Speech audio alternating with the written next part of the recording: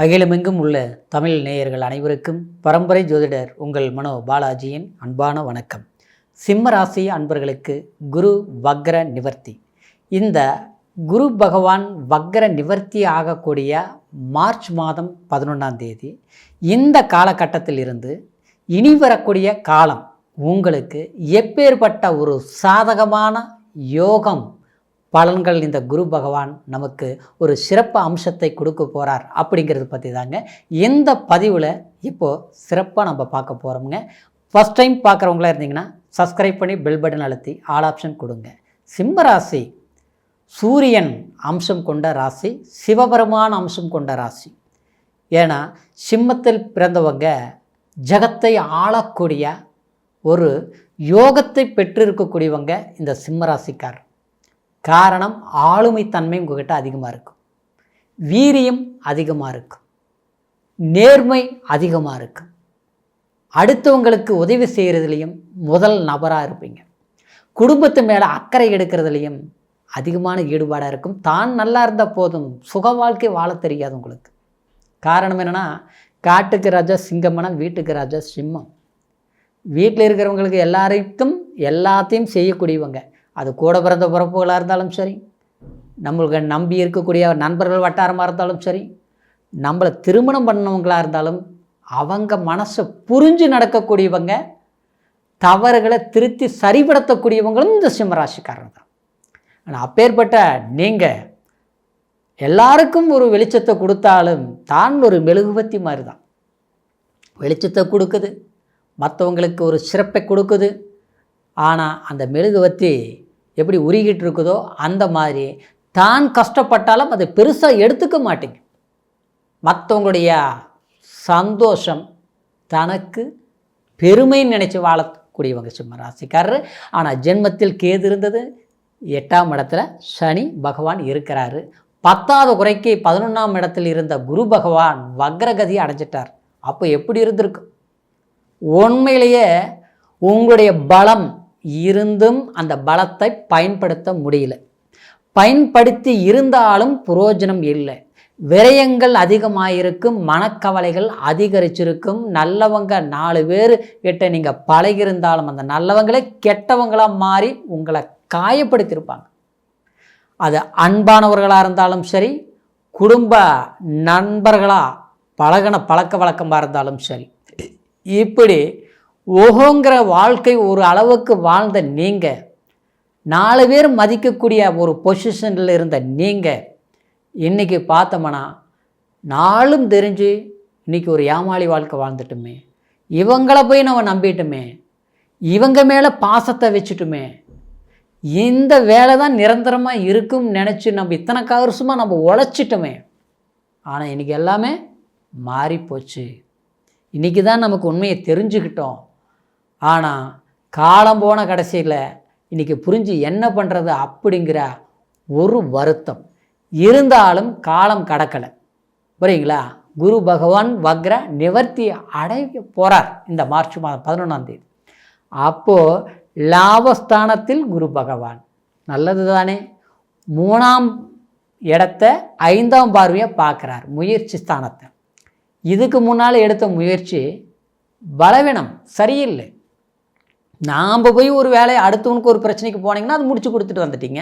ஆனால் நம்ம வேலை முடியலையே, நமக்குன்னு போனாலும் நடக்க மாட்டேங்குதே. நம்ம யார் மேலே குடும்ப ரீதியிலேயே கூட பார்த்துட்டோம்னா சங்கடம் சலிப்பு, கணவன் மனைவிக்குள்ளே கூட பார்த்தோம்னா கருத்து வேறுபாடுகள் உருவாக்கும். அப்படியே வாழ்கிறோம்னா கௌரவத்துக்காக வாழ்ந்துட்டுருப்போம். என்ன பண்ணுறது? புரிஞ்சுக்க மாட்டேங்கிறாங்க. சரி, எப்போ தான் புரிஞ்சுக்கிறாங்களோ பார்த்துக்கலாம். இப்படி தான் இதுலேயும் பார்த்தோம்னா சிலரில் பார்த்து ஏதோ ஒரு சூழ்நிலையினால் நல்ல பாசம் வச்சுருக்கோங்க, கணவன் மனைவி பிரிஞ்சிருக்கக்கூடிய சூழ்நிலை. எப்படின்னா ஒரு வேலை விஷயத்துக்காகவும் இல்லை நம்மளுடைய தேவைக்காக நாம் கொஞ்சம் வெளியில் இருக்கக்கூடிய சந்தர்ப்பம். இப்படி ஒரு மகிழ்ச்சி இல்லாத ஒரு சூழ்நிலையை உருவாக்கின காலம் மாறி, இடையில மற்றவங்களால் ஏற்பட்ட ஒரு சூழ்ச்சினால் குடும்ப ஒற்றுமைகள் சிதைஞ்சு போன காலம் போய் ஒரு ஒற்றுமையான ஒரு சந்தோஷத்தை கொடுக்கக்கூடிய ஒரு வாய்ப்பு நிச்சயமாக உருவாக்கும். இதில் 5ஆம் இடத்த 7ஆம் பார்வை குரு பகவான் பார்க்கறதுனால குலதெய்வத்தோடைய அருள் நிச்சயமாக கிடைக்கும். குலதெய்வம் கோயிலுக்கு இந்த வக்ரா நிவர்த்தி ஆனதும் போயிட்டு வாங்க. மார்ச் மாதம் 11ஆம் தேதியிலிருந்து ஆச்சுங்களா. குரு பகவானுக்கு தட்சிணாமூர்த்திக்கு குரு பகவான் இந்த உங்கள் பக்கத்தில் இருக்கக்கூடிய ஆலயங்களுக்கு போய் மஞ்சள் நிற ஆடையை வைத்தும் மஞ்சள் வண்ண பூக்களை வைத்தும் அப்புறம் பார்த்தோம்னா இந்த கொண்டக்கடலை மாலை கட்டி குரு பகவானுக்கு செலுத்தி, அதாவது வழிபாடுகள் நீங்கள் செய்துட்டு வரும்போது நிச்சயமாக உங்களுக்கு குழந்தை பாக்கியம் இல்லாதவங்களுக்கு குழந்தை பாக்கியம் கிடைக்கும். குழந்தைகளுடைய கல்வி பலம் நல்லா இருக்கும். குழந்தைங்களுடைய எதிர்கால தேவைகளுக்கு தகுந்த மாதிரி சில வாய்ப்புகள் நீங்கள் அமைச்சு கொடுக்க முடியும். சரிங்களா. கண்டிப்பாக. அதாவது சிலர்லாம் பார்த்தோம்னா இவங்களுக்கு நம்மளுடைய ஊருக்கெல்லாம் நல்லது பண்ணணும், நம்ம குழந்தைங்களுக்கு ஒரு எதிர்காலத்துக்கு தேவையானது எதுவும் பண்ண முடிய மாட்டேங்குது. அது திருமணமாக இருக்கட்டும், வேலை விஷயமாக இருக்கட்டும், இல்லை நம்மளுக்கு புரிஞ்சுக்காமல் அவங்க அப்படியே பார்த்தோம்னா ஒரு விதமாக இருப்பாங்க. நம்மக்கிட்ட நெருங்கி வரமாட்டாங்க. சொன்னால் அப்படியே விரோதியாக பார்க்குற மாதிரி. ஏன்னா நேர காலங்கள் மாறும்போதுங்க எல்லாமே ஆப்போசிட் ஆகும். சரிங்களா. அப்போது இது லாபஸ்தானத்தில் இருந்த குரு வக்ர சூழ்நிலையில் இருந்தனால ஏற்கனவே சில கிரகங்கள் பலவீனம். உங்களுக்கு மனசில் அப்படியே ஒரு பதட்டமாகவே இருந்திருக்கும். சரிங்களா. அதாவது ஒரு எந்த ஒரு முடிவுகளும் தீர்வுகளை ஏற்படுத்தாத ஒரு சூழ்நிலை தான். 10வது கூடைக்கு 7ஆம் இடத்துல ராகு வேறையா, உறவுக்காரங்க சொந்த பந்தத்தினாலேயும் சங்கடங்கள் இதெல்லாம் மாறப்போகுது. சரிப்படுத்தக்கூடிய வாய்ப்புகள் உண்டாக போகுது. தூர பிரயாணங்கள், ஒரு வேலைக்குனால போகக்கூடியவங்க இதெல்லாம் நல்லா இருக்கும். கலைத்துறையில் இருக்கக்கூடியவங்களுக்கு சாதிக்கக்கூடிய ஒரு வாய்ப்புகள், அரசியல் அமோகம், உண்மையிலேயே நல்ல. சரிங்களா. அரசியல்வாதிகளால் அரசாங்கத்தினால், அரசியல்வாதிங்கிறது வேறு, அரசாங்கங்கிறது எல்லாமே ஏதோ ஒரு சம்மந்தப்பட்ட ரீதியில் சில நன்மைகள் நடக்கும்.